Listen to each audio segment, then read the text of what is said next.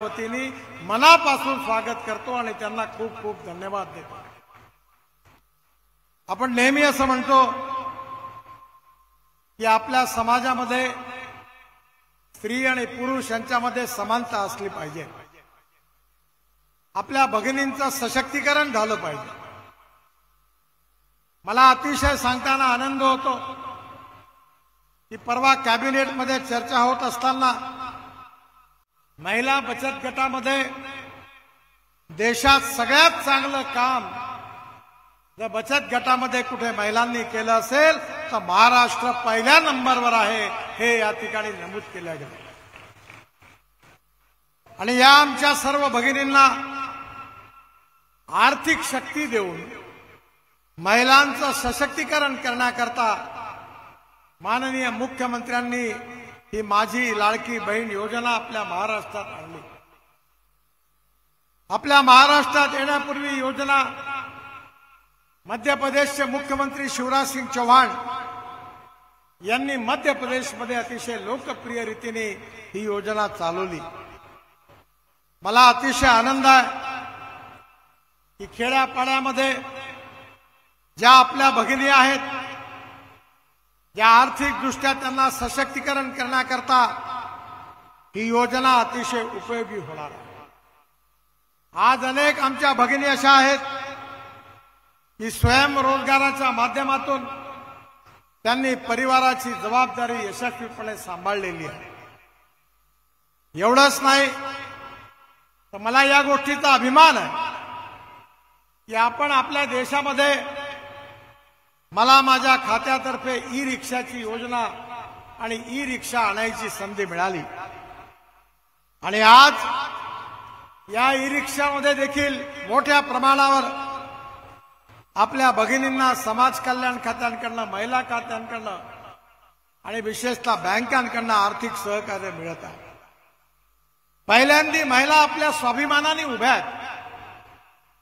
या समाजामधले शोषित, पीडित आणि दलित जे सामाजिक, आर्थिक, शैक्षणिक दृष्टीने मागासलेले आहेत, ज्यांना राहायला घर नाही आहे, ज्यांच्या शरीरावर कपडा नाही आहे, याला खायला अन्न नाही आहे, त्या दरिद्र नारायणाला परमेश्वर मानून आपण त्यांची सेवा करत राहिलं पाहिजे। हेच पंडित दीनदयाल उपाध्यायांचा विचार हा अंत्योदयाच्या सामाजिक आर्थिक चिंतनामध्ये आहे। मी मुख्यमंत्र्यांचं अभिनंदन करतो की समाजातल्या शोषित, पीडित, आर्थिकदृष्ट्या वीकर सेक्शन मध्ये येणाऱ्या आपल्या या भगिनींना स्वाभिमानाने जगण्याची संधी आणि मार्ग आणि आर्थिक ताकद माननीय मुख्यमंत्रीजी आपण या योजनेतून दिलेला आहे। मला विश्वास आहे की या योजनेतून मिळणाऱ्या निधीमधून आमच्या भगिनी आपल्या पायावर उभ्या राहतील, सक्षमतेने उभ्या राहतील, कार्यक्षमतेने काम करतील आणि परिवाराची जबाबदारी घेऊन आपल्या परिवाराला गरिबी, भूकमरी आणि बेरोजगारीपासून निश्चितपणे मुक्त करतील असा माझा विश्वास आहे। या योजनेमुळे विशेषतः महिला वर्गामध्ये खूप उत्साह आहे। अनेक ठिकाणी शासनाबद्दलची उत्तम प्रतिक्रिया आहे। आता देवेंद्रजींनी सांगितलं की ज्यांना ही योजना एवढी लोकप्रिय आहे ती सहन होत नाही, ती बंद करण्याकरता त्यांनी कोर्टाचे दरवाजे ठोठावलेले आहेत।